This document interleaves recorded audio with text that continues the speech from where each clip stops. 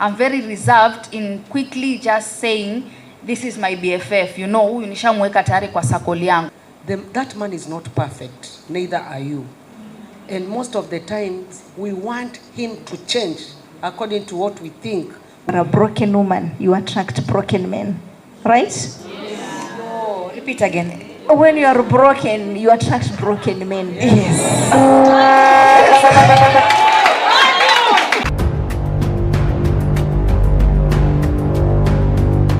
Who are you?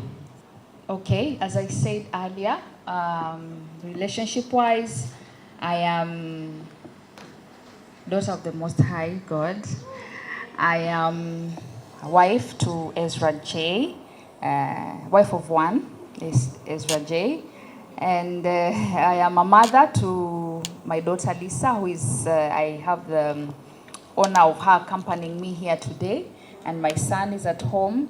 And then I am also a sister to many people. I don't have blood sisters, but I have many sisters who just by default or whatever. And yeah, kuna kitu nimeacha. Asante. Thank you. Najua tu kama umeacha mbele. Hi again. I am Karemi Margaret Kobia. I'm a mother and a grandmother. I'm 51 years of age. My firstborn is 30, great friend to Linda. By the way, Linda, whatever happened to your life, produce a best version of you. My secondborn is working in Nairobi. She's 27. My lastborn is in his 5th year in Moi University, Eldoret. I'm a pastor, wife to one husband, a man.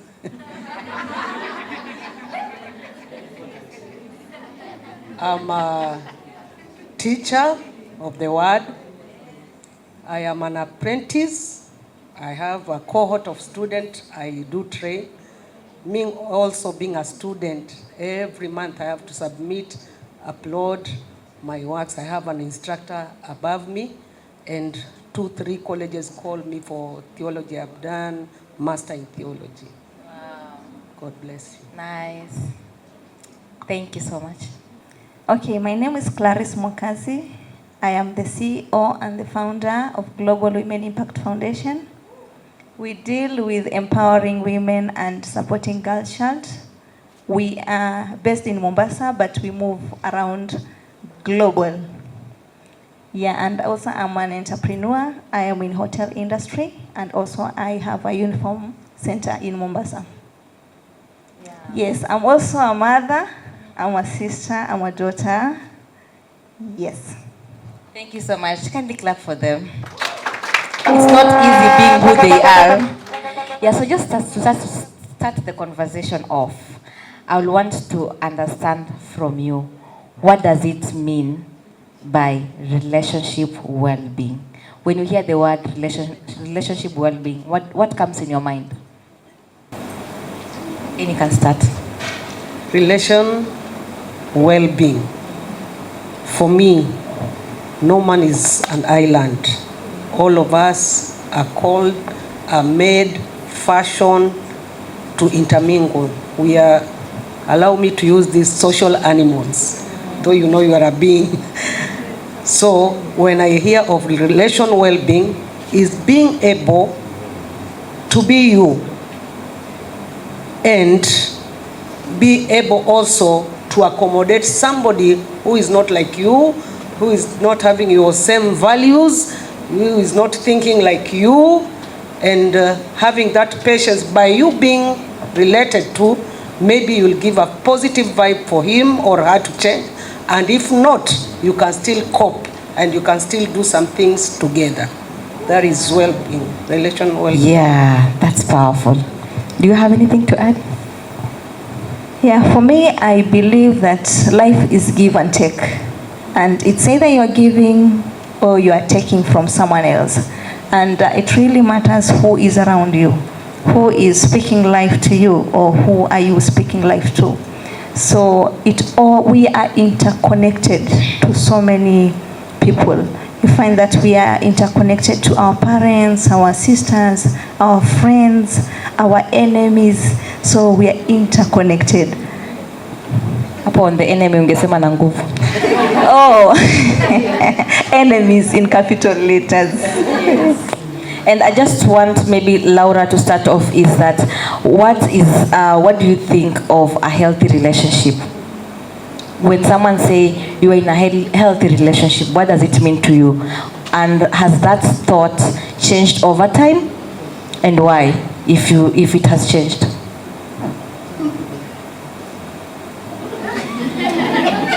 Anyone can start.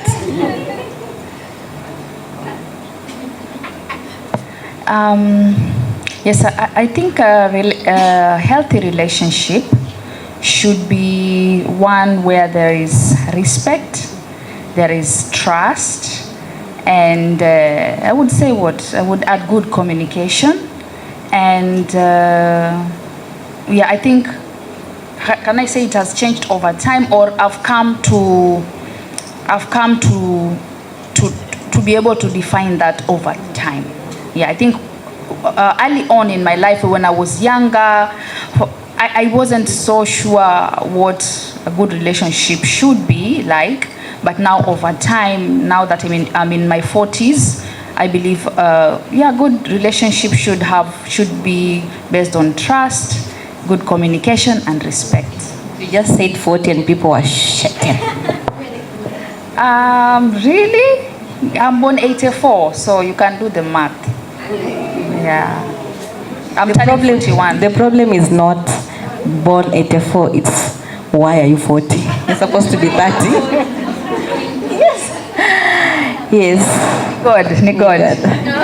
Thank you so much. And maybe Clarice or Mami, how has your thought on relationship, healthy relationship changed over time, or what is your take on that? Okay, I think nothing has changed, only that we evolve. We keep on changing in different phases of our lives. So it depends. Today, perhaps you're having a relationship that is working, and it is working based on that time or in the level that you are as a person.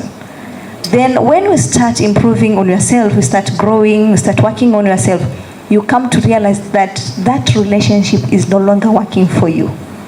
So it requires you to get new relationship to fit in where you have also upgraded yourself to. And that one also will be built by personal values. You come to find that you don't value what you used to value.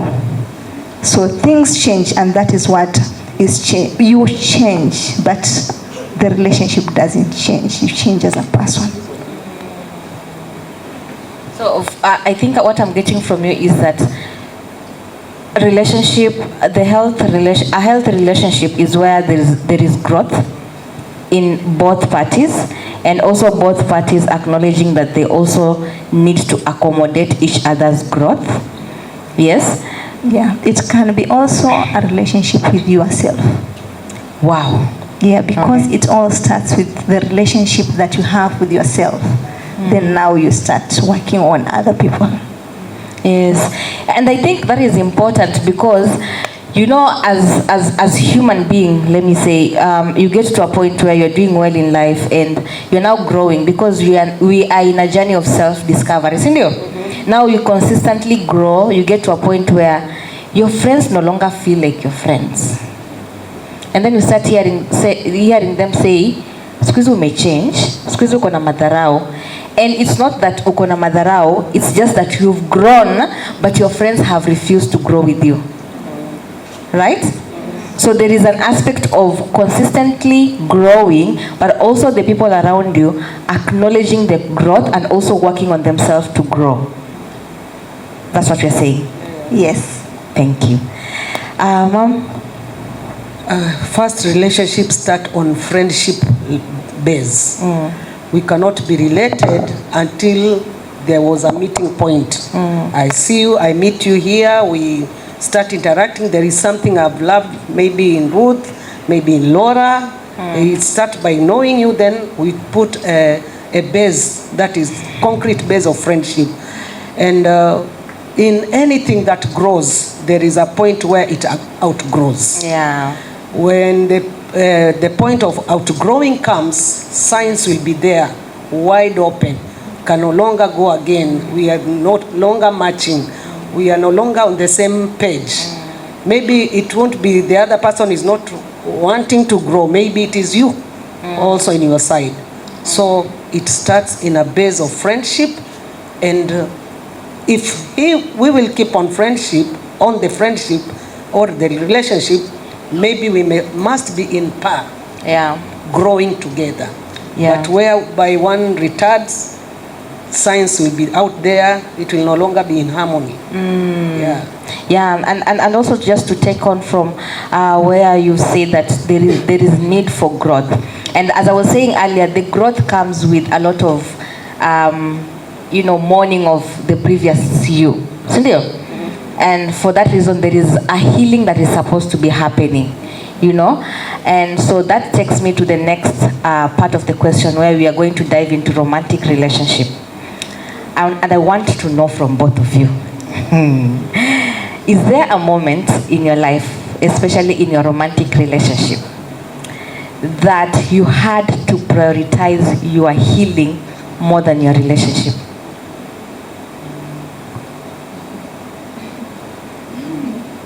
So there is something that is happening in your life, and you also need to be there for your partner, but you're like, no, I need to prioritize my healing for my growth. Can I kick it off? I have a long story. I have a friend here who knows part of my story. When I got married, it was during those times there was a new disease on our country, so both of my in-laws had to relocate. I had to live with 3, apart from my husband, members of the family in 2 rooms. One being my bedroom cum kitchen, and the other one being sitting room and bedroom at night. It was not easy. And we are coming from a tradition whereby, I wish I could mute this man, that we were raised, this generation is having good chances. You make it or break it. But for us, the only thing we were taught is prioritizing your man, how to make him happy, kate kiuno, ufanye hivi, ufue, upike. Nyinyi sahi mnapata balanced. Sisi ilikuwa one way. That bird had one wing. So, when you are living with people who have not been brought up by you, they don't have your moral values, they have theirs, and some of them, they were not that good enough to cope up with. But what do? This is life. By the way, ndio ilinifanya nikakuwa entrepreneur mwingine. There is this other side of me of entrepreneurship. I'm the farmer. Kwa sababu niliona whatever was happening to me, it was because I was not financially stable. I didn't have anything, nowhere to go. I had a stepmother. My mother had passed long time ago. So coping up with these people, new in your life, new in your marriage. I was not married to them. I was married to my husband, but the situation forced us to be in that same cocoon. It was not easy. Every time hurts, every time fights, every time quarrel. You lose that romance thing of him, because he's the one who will direct, and blood is thicker than. And then by then I was a young mother. Ikinipata saini ninalonalo hata sina tatizo. Wakati ule bado wewe ni mchanga, you want this man, you want your time. By the way, we didn't have coping and bonding time. It's by God's grace I'm still in that marriage. So when you are doing that thing, especially you come to bed, ni kazi tu unafanyia mtu, wewe usikii kitu. Hakuna in fact you reach a place you don't have to fake again. First of all, you have to fake like you are enjoying, and at time it comes wewe malizanaga. But then I saw time was going and running out of me. And this is life. I'll not have any other place to rehearse this life. I'm not planning for separation, neither divorce. And I was a Christian. I could not think like, wacha nijipera nje hapa ni kuvumiliana. Niishi huku hapa ni kuvumiliana. I had to sit me down. Somebody talked of looking yourself at the mirror. I think I'm the best doing that. Until imeniingia hata sasa sina haja kuangalia mirror. I can speak to myself. My nickname, I was given a nickname right from birth. Nimezaliwa Tanzania KCMC, nimekuwa huko, tulikuja Kenya kutafuta masomo. Sasa jina langu huwa naitwa Binti. Najiangalia, najiambia Binti, wewe ni mzuri, wewe waweza. Pole. Pole. Umepigika, umeumia. Pole. Tulia. Maana sometimes Linda, hizi cases zingefanywa mbele ya my in-laws. And then the husband badala jidai hapa equal, alafu kwa bedroom nakwambia hii kitu ulifanya usirudie tena.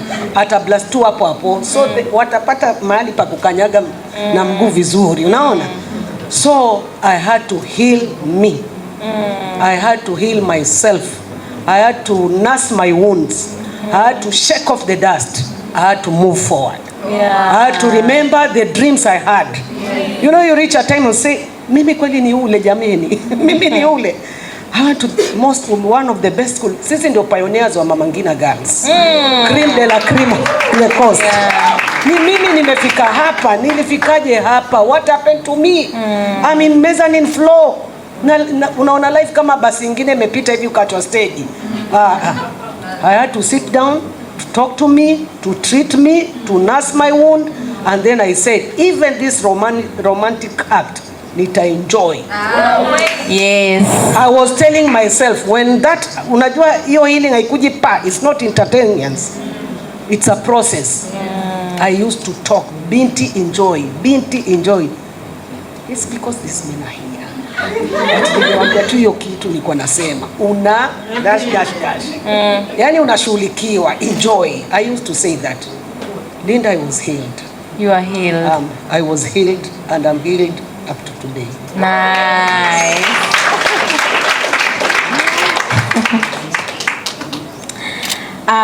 I don't know if the rest of them have anything to say. Ama memaliza kila kitu. Waseme? Yeah. Okay. The floor is yours. Yes? The swali is, when it comes to your romantic life, was there a time that something happened that you had to prioritize your healing?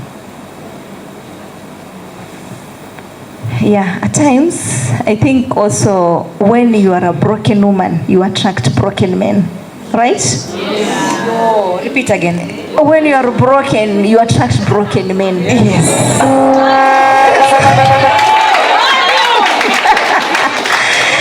So, this little girl, she's so broken. Unaona ile mtoto mwenye yani anatafuta upendo. You are looking for love because you are not able to get it where it is supposed to come from. So you are so broken. So you find this guy mwenye pia ako broken from his end. So nyote wawili mnakutana.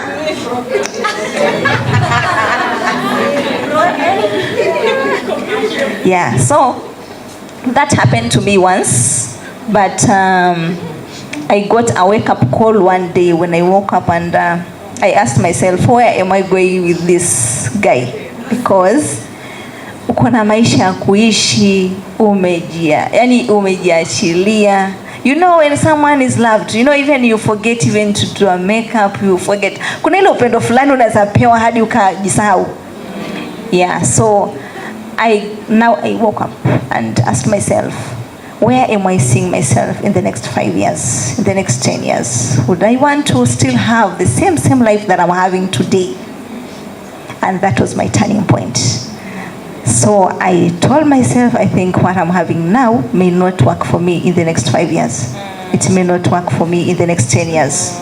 And I don't want to get old and see myself behaving the way I'm behaving.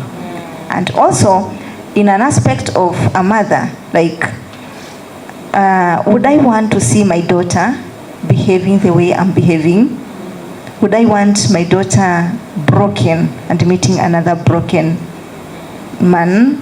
Yeah, so I started to be intentional about it, and I said no to that. It was very good, but I had to say no. Yes.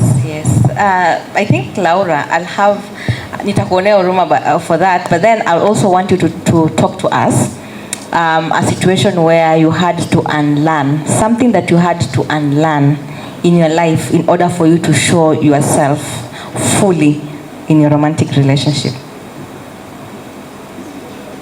Like many women, from early on in my relationship, romantic relationship with my now husband, I was not submissive. Simply because mimi I am a go-getter, like mimi ni mwanamke wa kujituma, so yani waona ile kusikia instructions from someone, a man anakuambia sasa usifanye hivi. It was a bit hard. It took me some time for me to adjust pole pole, of course with a lot of prayer, but I think that was something that I really had to learn with time. And when I say submissive, I don't mean that mwanamme ati bwanako ati akukanyagie, like mtu ya kupeleka kwa shimo na wewe wafuata tu kwa sababu you are supposed to be submissive. No, but just asking God for that wisdom to be able to be that partner that he needs in his life, and to just live life, to do life together. Thank you so much, Mami. Yeah. One thing I had to unlearn when we come to that romantic relationship, that is husband and wife, and the wife, that man is not perfect, neither are you. And most of the time we want him to change according to what we think. We want to mold them. Yani watu tunasahau tunataka kuchukua mtu tumtengeneze kama udongo vile tulikuwa tunatengeneza kama udongo. Zingine hazifanyiki. Kuna mimi tabia niliziona tangu mwanzo wa ndoa yetu paka leo naziona na shangaa. Like mtu atatoa sabuni kwa nini yake, dustbin iko pale, atatupa hapa, what's wrong? Na hajawahi kuchange. Hata namwambia dadi, sasa tuko na mama mzima, mama wa 70 years, bado unatupa nini ya sabuni hapa? Ile kitu ya tissue ikiisha kitoa pale kwa nini kwa toa itaachwa hapo. Hazijawahi kuchange. So kuna vitu havitawahi kuchange. So I learned to cope with some things. Zile niliongea zikachenjika, sawa. Zingine they need you to change the perspective. Yeah.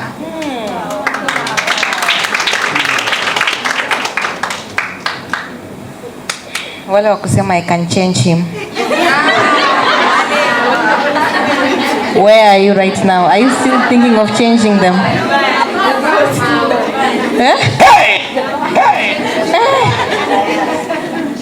That's how many years Nadia changed. I'm not ready to change someone's son. I'll want to also dive into the friendship perspective, because I feel like, especially Clarince, I've seen you with different women, working together, doing so much together, and some of them are your friends, yeah? So I'll also want to hear from your perspective. When do you think, at what point do you think this friendship is not serving my well-being anymore? Okay, thank you, Linda. For me, I work with so many women around me, and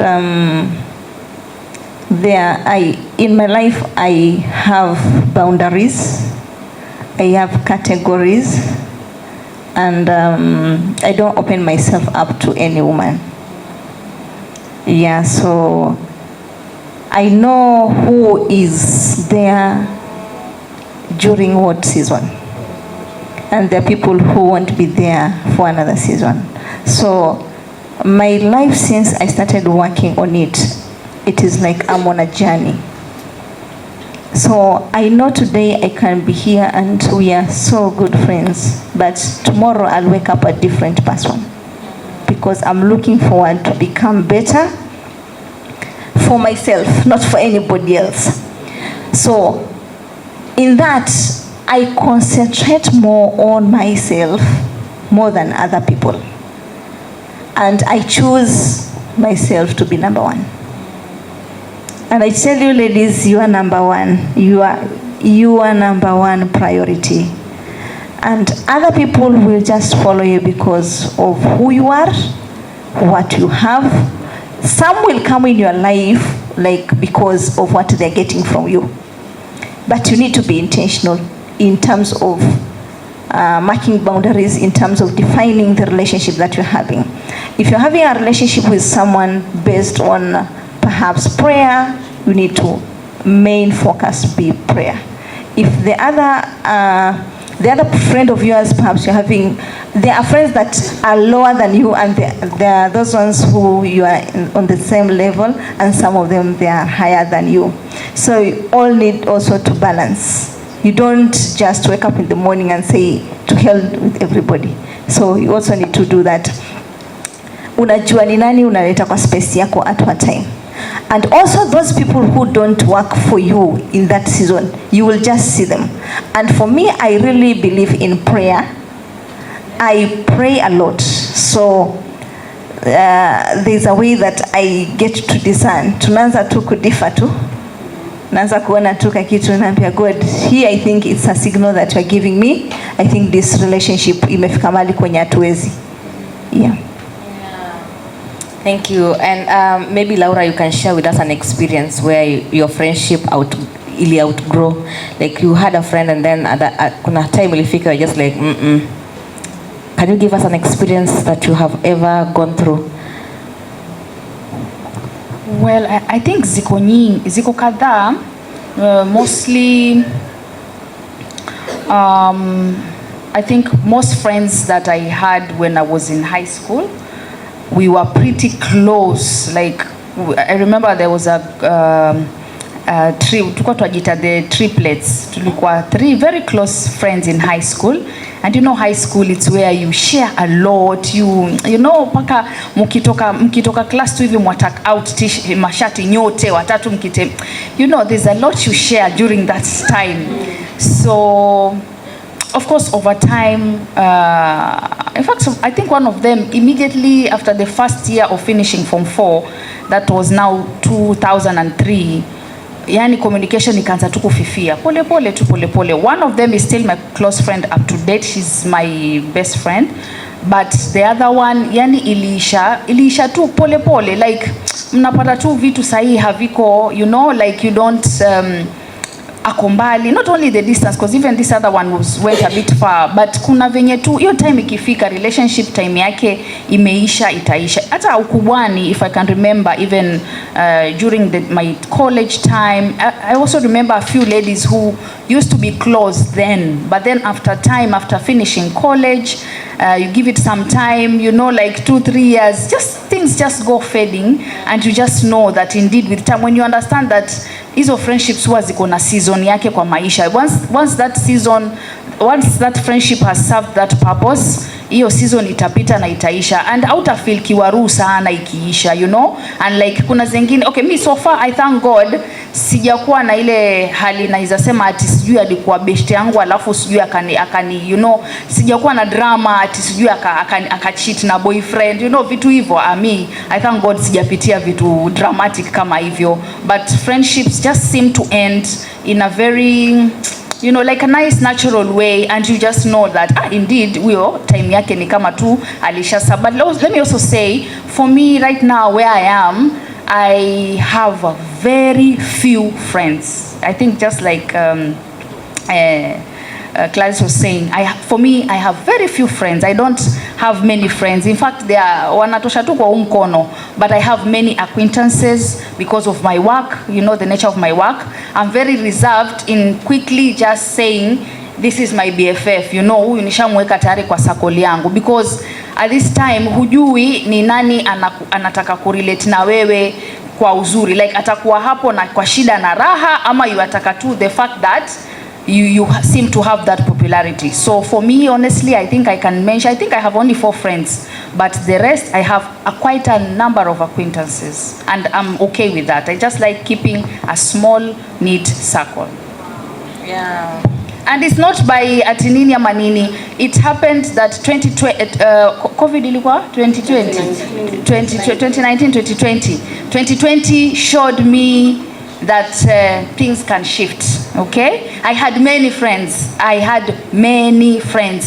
But 2020 I went through one of the hardest times of my life, and that time it made me know who the real friends are, and I think I remained with 2, and the other 2 I've gained now after 2020.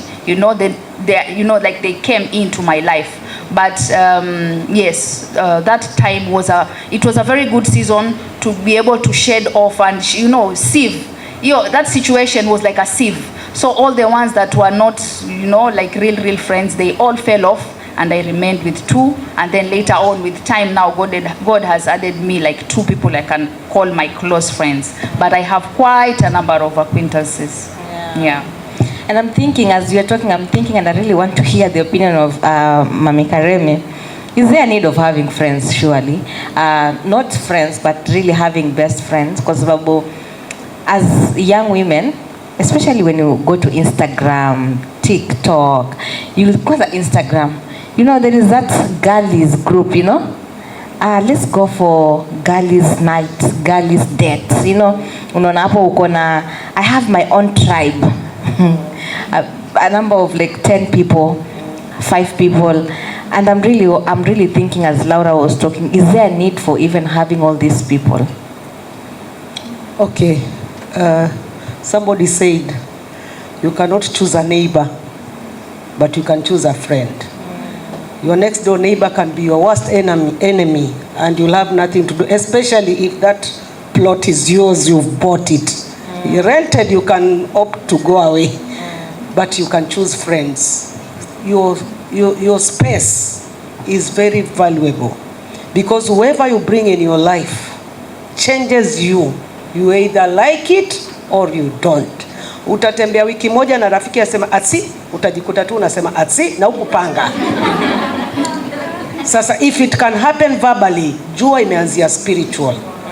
You should guard. The Bible says in Proverbs chapter 4 verse 23, guard your heart with all diligence.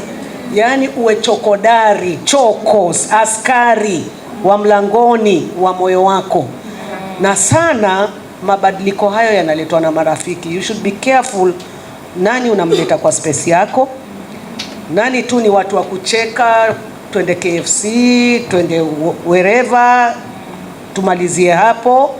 You should choose friends kama tu alivyosema wa kuongea maneno business. I had a good friend. You hear what I said? I had. The relationship has not like really expired, but it is on the last phase. She works in she's a teacher in Ethiopia. We walked with her through when we were having nothing, like thinking of entrepreneurship. So by God's grace and wisdom, we started like having something. Telling her, nimeinua rumbili Jomvu. Mimi pia yangu Mshomoroni nitafanya. Nimemaliza zangu 4. Mimi bado niko kwa msingi. Nimemaliza mimi next month na move. Mimi naendelea. Mimi next month nimepata kazi Ethiopia, na maliza yangu the first salary.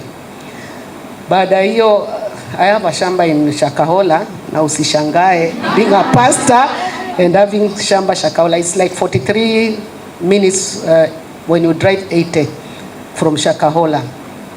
I take her there. When we are far, I tell her, maana kule ni remote na kujaendelea. Naambia, you see that pink house there?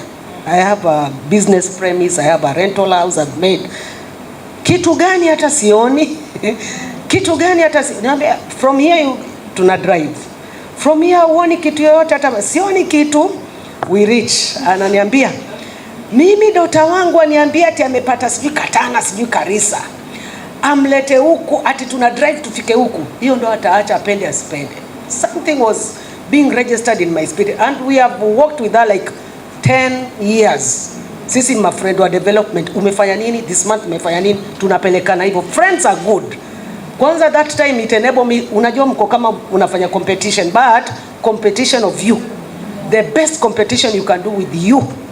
Better you, develop you, challenge you. Wachana na watu watakupeleka stress. Leo wakienda kuweka nywele hivi utaweka hivi. Kesho wakiweka hivi, kesho wakinyoa inabidi unyoe. Kesho ukuta wamesonga sijui utafanya nini na umenyoa. Just be you, appreciate you, compete with you, challenge you, ask you yourself, give yourself puzzles, solve your puzzles. Hey, nikasema hii kuna kitu inadhihirika. Nikasema let me not be just that quick to judge. If of course I'm a pastor, I have room for change. Si watu hawachange kwa overnight, you have to give that room for change. Mungu atamuongelesha. I post to her in the hotel inafanya. Do you know what? I didn't write hii ni hoteli. I just took the video and sent to her. Hii ni nyumba ya ng'ombe ama ni kitu gani? Nikasema this now relationship, this is affirmation, this is a done case. I'm walking and I'm not looking back. I'm hitting the road, I'm not stepping on my brakes. Ndo tumeachana. Then she comes another time, she tells me, sistangu amenunua nyumba na Inuka Afrika. Nilisikia wewe pia ile shamba yako linunua na Inuka Afrika. Kuna shamba zingine huko nataka kuuziwa na Zainuka Afrika, hii sehemu ya Kilifi. Unajua habari zake? I told her, uliza dada yako. Hivyo. Somebody spoke here. You know, many a times we confuse meekness and foolishness. You've got to teach people how to treat you. Kama hujapitia mistreat, hauwezi kufundisha watu kukutreat. Me, I know how it will take for me to nurse my heart. I will not stand here hearing your wickedness and your negative energy. Nibakie na wakati wa kujiponesha. We, sina wakati wa kwenda ward. I will not go to that high dependency unit. I will not go to ICU. Hapo na hapo tunamalizana. I told her, uliza dadako. Then she comes na mambo nyingine anambia, ati sijui nani ameharibikiwa, sijui nini. Nikajua huyu kuna vile. Even what I was doing ilikuwa inamuuma. Huyu sijui ameharibikiwa, sijui kazi yake imeisha, sijui bwanake nini, hata sijui na masunza huko, sijui hata wanajenga nyumba ya mabati. You know what I told her? Life happens. That was the last conversation. Hi. Tumebaki hapo. Hi. Kuisha. You've got to know that kuna vitu ukivikaribisha kwa maisha yako, they will affect you. Friends ni kama kitabu ya kusoma. They will not confuse you. You know them. When they change, you will know. Chukua miguu yako, kimbia. Wow. Yes. Wow. And I'm learning,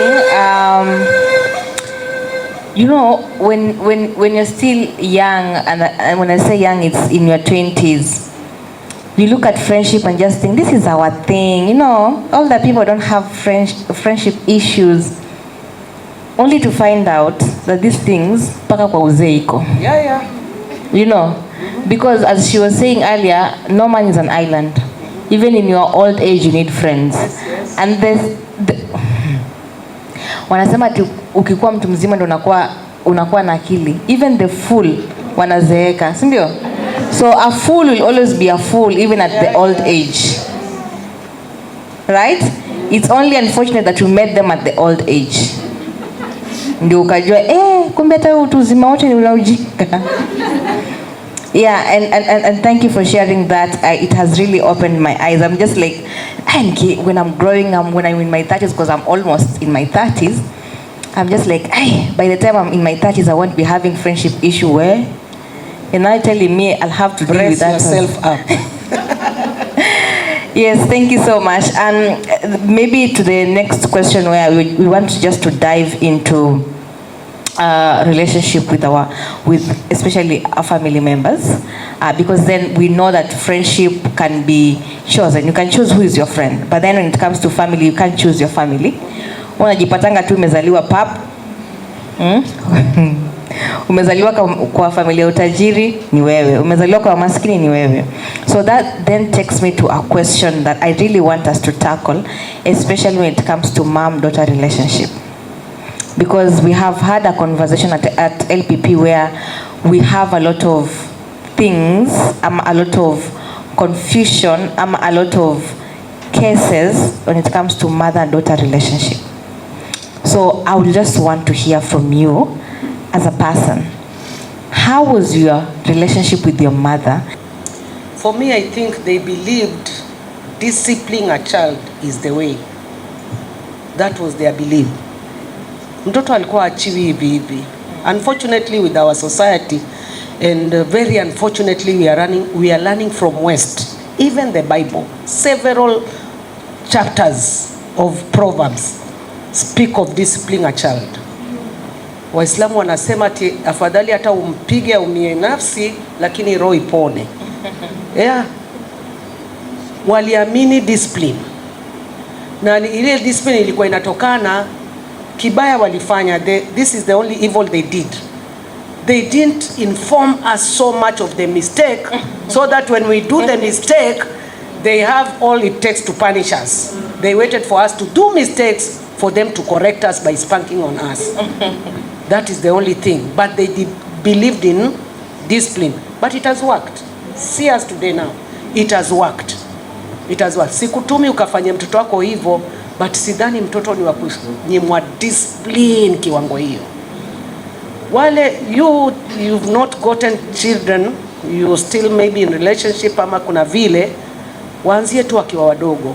Let them know you are punished, you correcting them for what they've done. Just ask them. Unajua umekosa nini? Let them explain. Ni nini amekosa?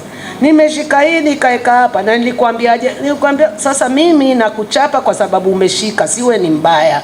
Wewe ni mzuri na kuchapa kwa sababu wewe umeshika. Let them learn kutoka tu udogo waende nayo wakiwa wakubwa. Even when they come to a place ya kucompare the wakinanania wachapagwi, wanawachwa, wanafanywa nini, but wewe ulipanda kwao as a you know every house is a government. This is your system of governing your government.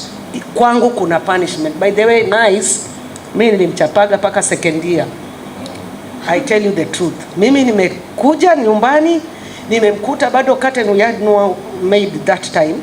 Curtain bado zimefungwa, nguo ameanua kwa kiti, ziko kwa kiti, ameketi hivi, ameangalia TV na ni saa 10 mchana.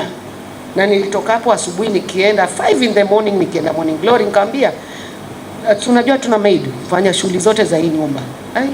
Find her seated there. There was no negotiation. when negotiation fails, you go military. Hapo yeye anakumbukaga, yeye anaambia watu mimi mamangu alinichapa paka second year. Na unajua sasa si ya kuchapa, hii ni kama but I think that was the last time. Bwana Yesu asifiwe. So they believed our parents believed on discipline is making up something good out of us. Na sisi tuliovumilia kwa hiyo core value, it has made us good.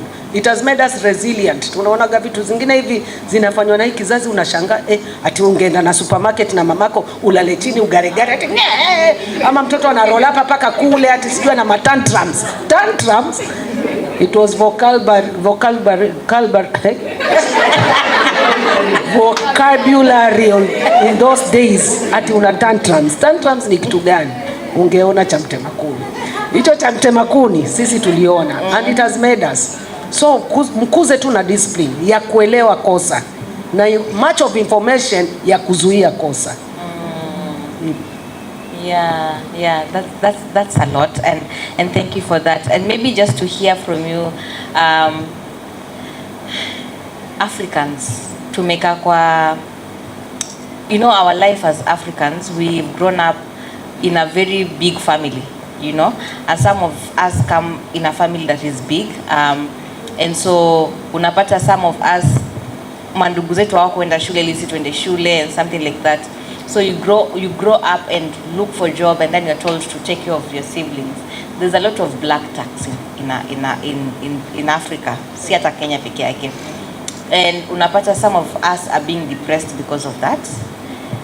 And sometimes unasema no, we talk about it and we say our parents have already lived, we need to make something for us and our kids. But it is not easy to just walk out and say, maybe I want to make something for my life, because your parents feel like it is your responsibility to take care of them and the siblings. So do you think there should be boundaries in family? And at what point do you put boundaries with your family members? Any can go.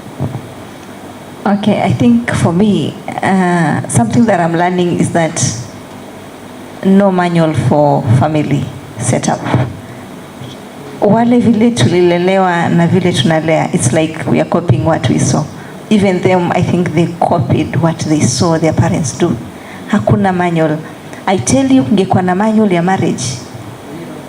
Like tunaenda kwa marriage, this is how marriage looks like. Mambo mingi sana tungekuwa tuna avoid, because we already know what we are getting ourselves into. So you are getting birth, unazaa mtoto, you don't know how to go about it, you don't even know how to raise that child, you don't know nothing. Lakini mzazi ako, you'll figure your way out. Pole pole you find that mtoto amekuwa hivyo tu. So we are copying what we saw them doing. And hiyo ndo I think pia us we have to become role models for our children.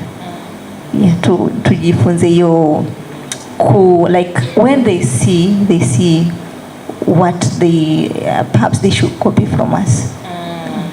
Yeah, and just maybe the next speaker who will want to answer, maybe you can answer it from our perspective, kwa sababu nimeona TikTok kuna hii trend ya people coming on TikTok and saying it's now an anniversary of 2 years since I stopped talking to my mom. Anyone who have seen that? I'm celebrating 3 years of now stop talking to my dad, because kuna hiyo type ya burden by family members, especially parents and siblings. And also there's sometimes that we advocate for people to have good relationship with family, but there must be a boundary. So at what point do you say, mimi hiki tu mimi nasikia imechokesha, I need to step out, so that you can have a boundary yenye haita kufanya mpaka wewe ufike mahali useme now I am completely cutting off my parent. Because people are cutting off their parents out here. People are cutting off their parents kabisa. Anyone who has seen that situation? Yes. So Kylie, can you take us through maybe as your boundary inafaa ikue, at what point do we need to start having the boundary ya kusema okay, so let me just step back, let me love them from afar, maybe ndio isifike ile place ya the burden is too much mpaka unasema mali imefika, mimi I'm disowning this family and moving on with my life. Let me share my story. When I used to be this girl that does everything at home. Then one time in 2021, I went through a period of a very painful moment.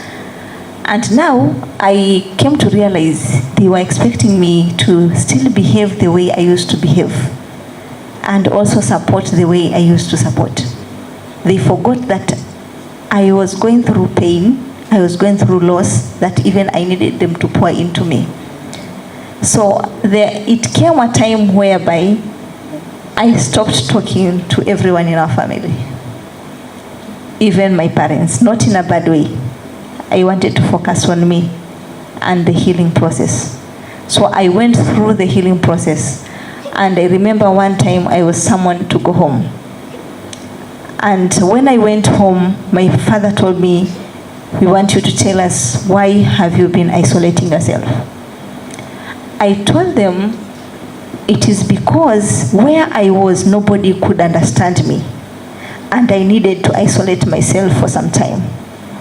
For my stability, because I could not stand. This is someone who, like, everyone thinks like we are okay. Even when we are smiling, you think like we don't have any problem.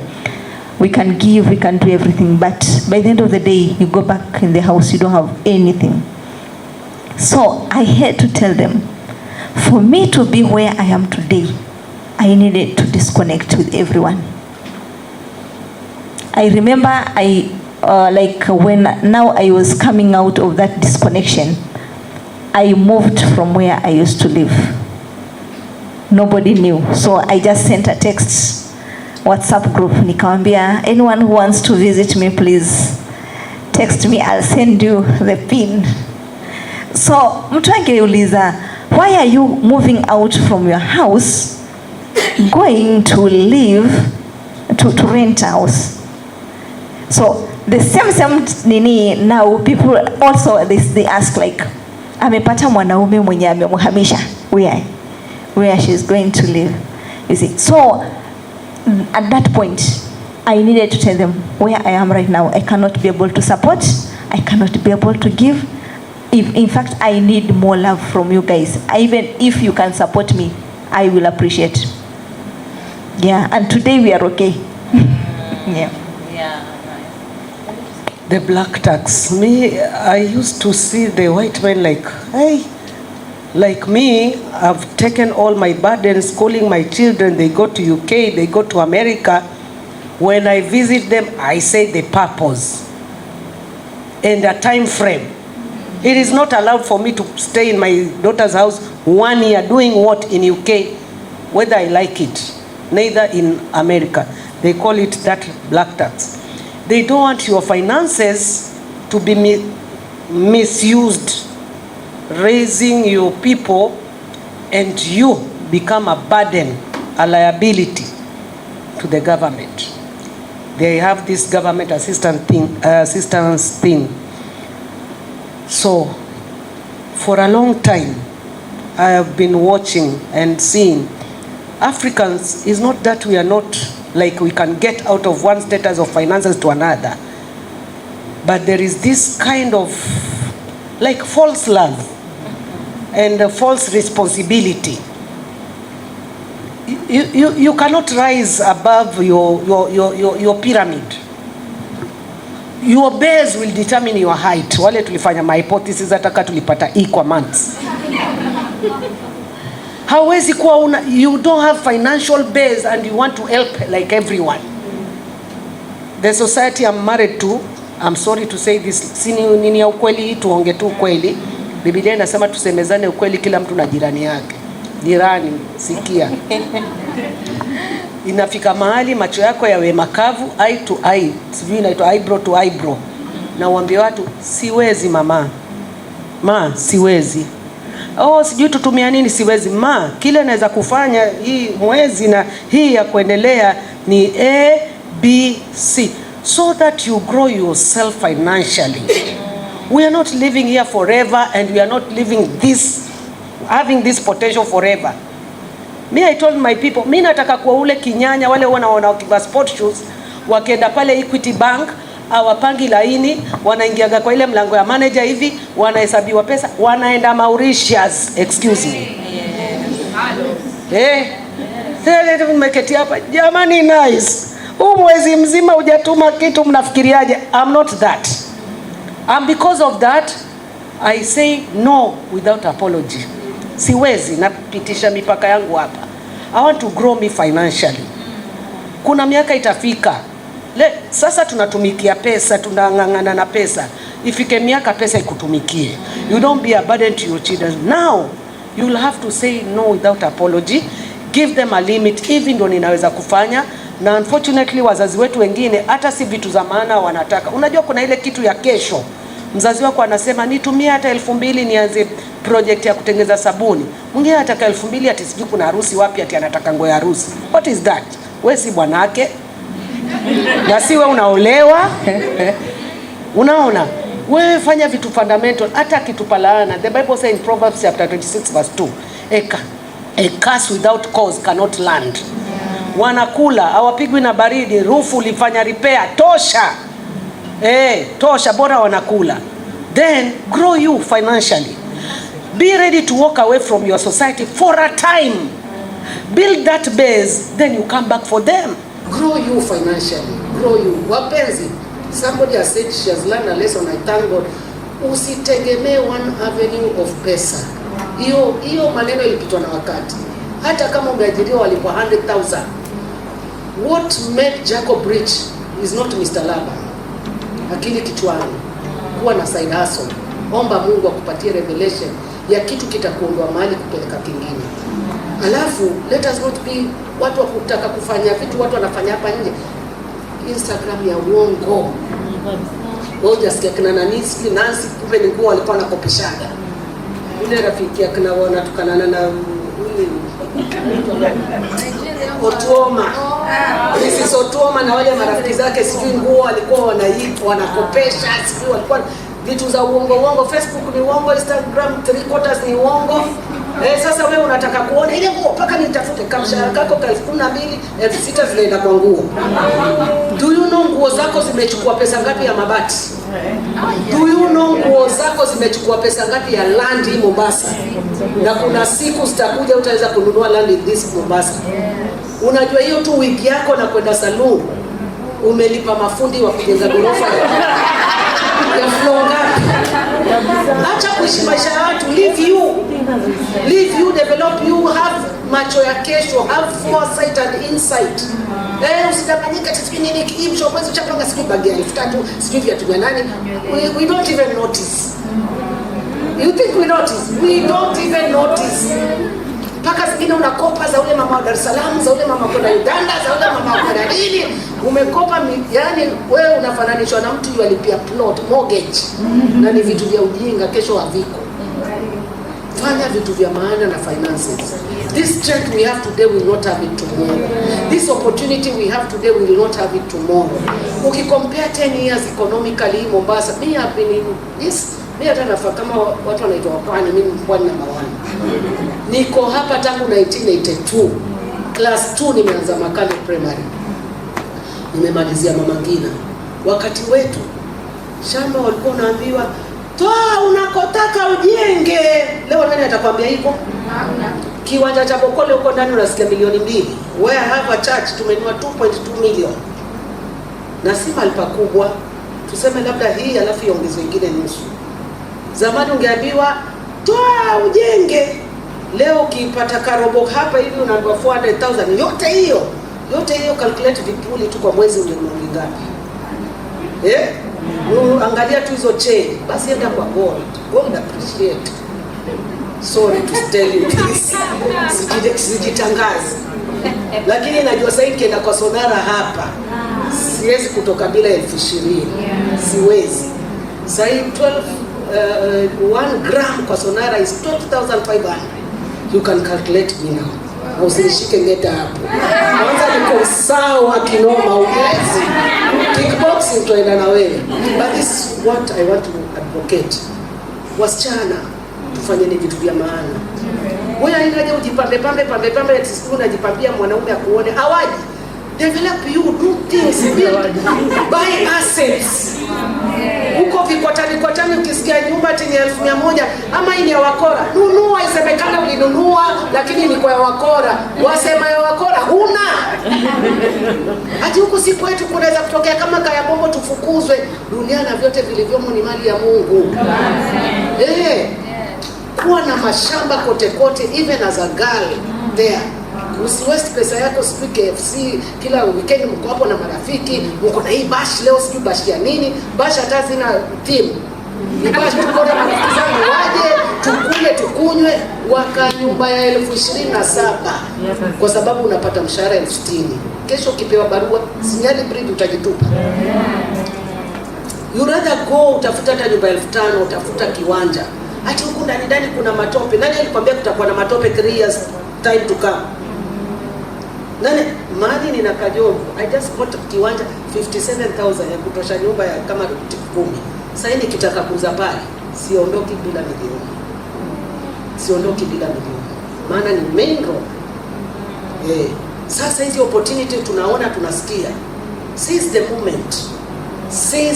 This moment will not be there tomorrow. What you can put your hand to do it mightily with all your potential. Maisha ya kukompeana na mtu achana nayo, ya kushindana na watu wezi safari rally. You are a different river with your own meander. Don't usifananishe na mtu. be you, having you, enjoying you, celebrate your minimals, celebrate your downfall, maana utapata lesson hapa. Then develop you financially. Hii dunia vile tunaenda sasa hivi, kuna vitu vita change hapa. Kuna siku mtaamka, do you know this world is like being controlled by some few men. Siku moja wataamka waseme 1,000, gharama yake ni kama shilingi 100. Unaanza wapi? Unaona wa Nigeria wanapewa pesa na bag. Kwani it cannot happen here? Wakati pesa yetu na value, put it in valuable things. The things that are temporal za leo na kesho, na kuonyesha watu wasiki mapicha ya nini, na shughuli zingine hata zinapigwa huko. Sisi mmekuwa kondoo nauza mkia. Unajua kondoo unauza kwa mkia linda. Kondoo unaendaga kuangalia huku. Kondoo unaangalia huku. Zingine sijui tumekuwa kondoo tunauzwa. So you have to get that another dress ya kukushika uuze kondoo hapo. Kuliko uwe na ukubwa huku na ukubwa wa kichwa. Unaweza be 1 GB lakini akili yako imependa. Pesa yako ikienda kwa kitu ya ujinga, regret, useme my days, leo siku yangu imeharibika. Kila saa ujionye useme leo siku yangu imeharibika. Hata tumeenda mali tumekula 10,000. Sio nitapelekwa pandi. Should not be your life. What do you want to prove? What do you want to prove? What do you want to show people? Nobody is caring about you. Kesho filisika ndio ujue wakutake, wakupende, ati bibi, sijui BFF. Hakuna kitu kama hiyo. You are a BBF of yourself. Develop you financially. Yes.